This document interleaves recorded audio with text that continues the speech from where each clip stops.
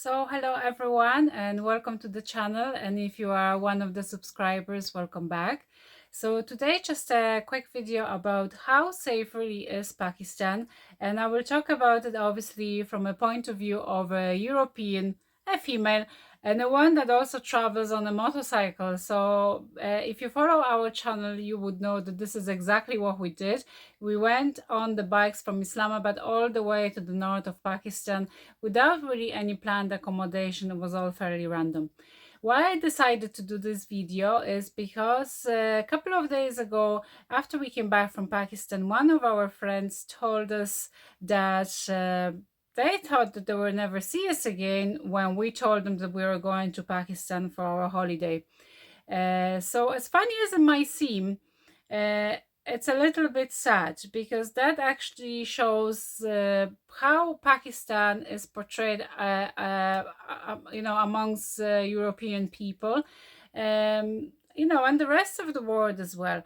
So we know that Pakistan has this difficult geographical position with difficult neighbors of Iran, India, and a very difficult situation, obviously, with landlocked Afghanistan and China to the north, which Pakistan has probably the best relationship with at the moment. So this is a bit of a obviously unfortunate position of Pakistan, but they can't really do anything about it other than try to maintain the peace in the country, which they have been doing successfully. So I just want to point that out to everyone.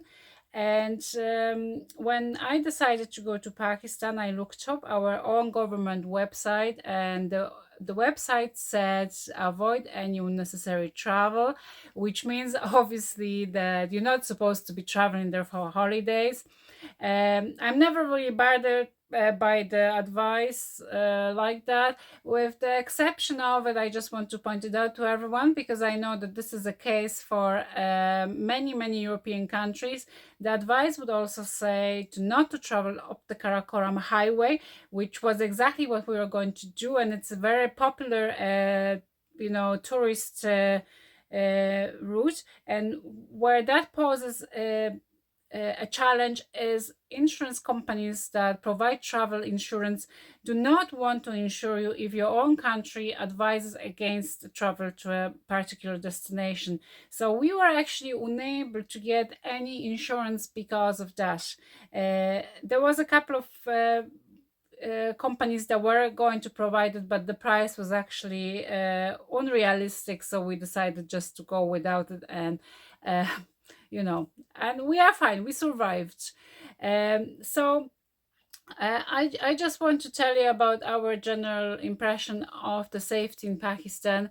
We absolutely had no trouble at all. We felt safe at all times, really, with one exception where we put ourselves into a spot of a bother, but more about it in our Pakistani travel diaries.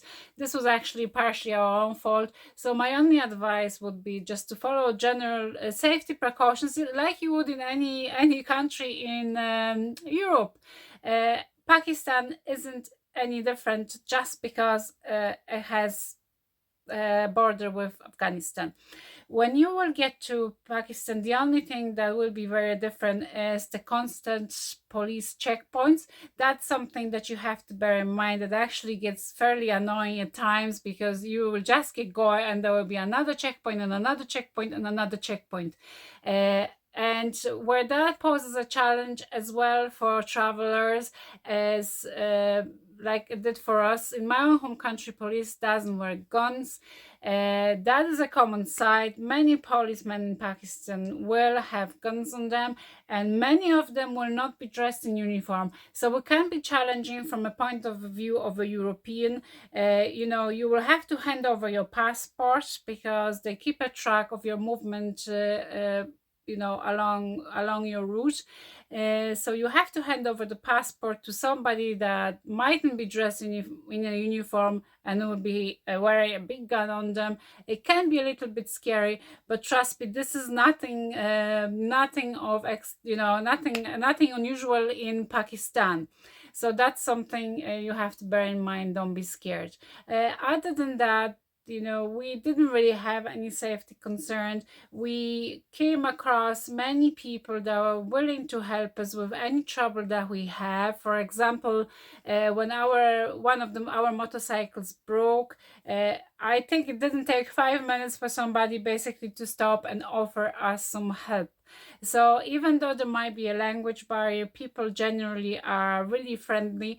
And even if they are, looking at you or staring at you, and you can feel the look behind your back, don't be alarmed. This isn't out of badness. They are just interested in you, especially in maybe more rural areas where people wouldn't have seen a white person before, or they don't see it too often, they are just interested, so they like to get to know you. Please go and say hello to them.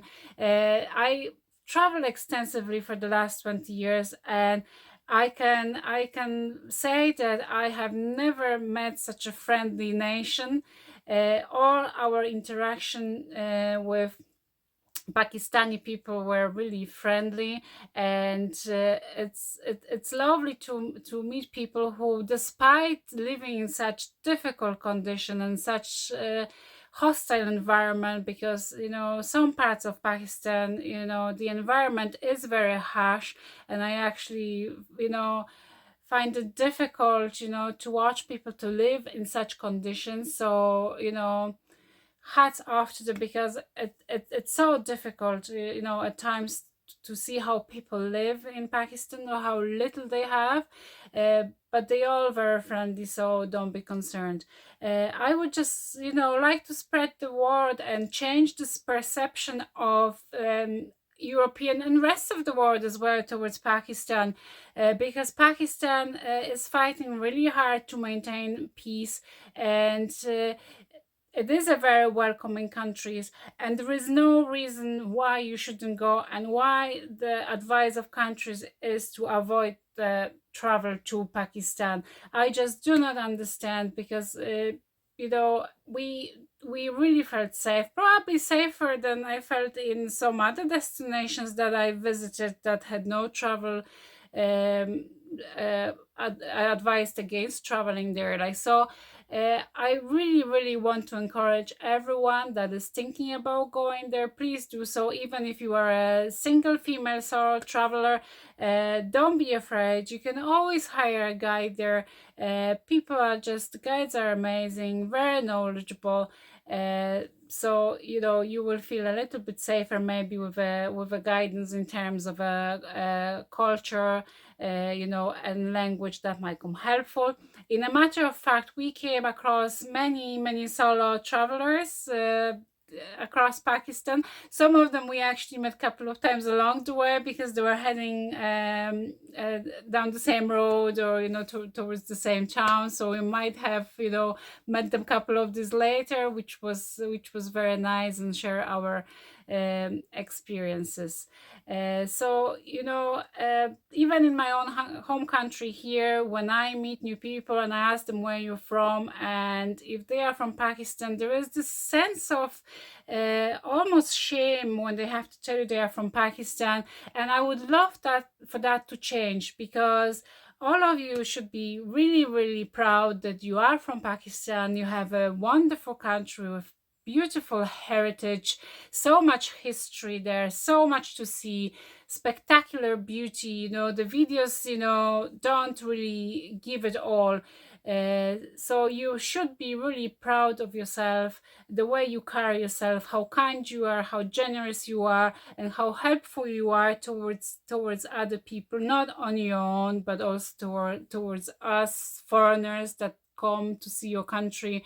I really, really wish to display my gratitude towards you, and I hope that the perception of Pakistan amongst European countries here will change with time, because that will provide extra opportunities and work and so on, everything that tourism brings with with developments and opportunities. So thanks so much, guys, for joining me for this video. And if you like to follow our journey across Pakistan, please do so. We already have 2 episodes and there's more on the way. We also planning to go back to Pakistan next year. We absolutely fell in love and we like to see other places in Pakistan. So please stay tuned in, and I hope you have a lovely afternoon.